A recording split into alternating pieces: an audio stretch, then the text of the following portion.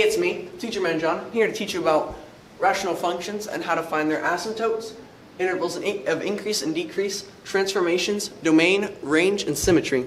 The asymptote is any point that the function does not touch. So in this graph, you'll notice the graph does not touch x equals 0, and does not touch y equals 0. So we know that the asymptote is 0. Next on the list is intervals of increase and decrease. So as you can see on this function, it's always decreasing, even by the smallest amount, starting from here and going to here. So we know for this part of the function, the intervals of increase and decrease are negative infinity to 0.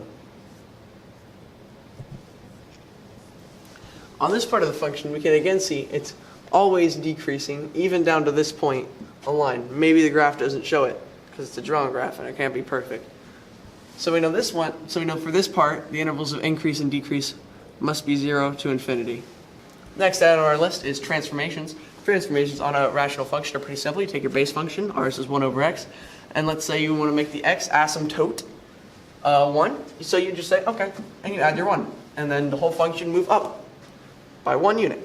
Let's say you don't swing that way. You don't appreciate that kind of stuff. You say, hey, I want to move mine to the left by 1. So all you have to do is under here by the x, you just put x plus 1, and your whole function will move over to the left by 1 unit. The next thing to do is domain. Domain's pretty easy. It's the same as on all other functions. It goes, you can say, hey, the x axis, it goes from negative infinity to 0 here. So you can write down, okay, I know it goes from negative infinity to 0. But on this half of the function, it goes from 0 to infinity. So you just write down, oh, 0 and infinity. The range is pretty much just the same thing. You say, okay, it comes from negative infinity and it goes up to 0. So again, you can just go negative infinity to 0. And then you can say, okay, but on this half of the function, it goes from 0 to infinity. Bada bing, bada boom, 0 to infinity. The last step on our long journey is symmetry. Symmetry is pretty simple to understand.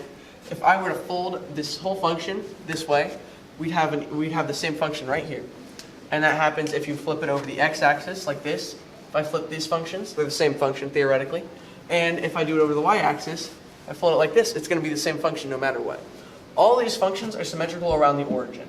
If I were to make a different function, like 1 over x plus 1, they would all be symmetrical around a different point. No matter what, a rational function is going to be symmetrical at a certain point.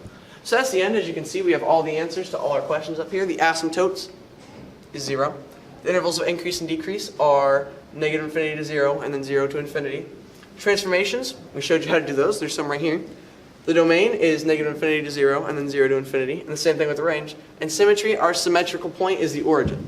I hope that's all you need to know about rational functions. Hope you master that test. Hope you have a great day.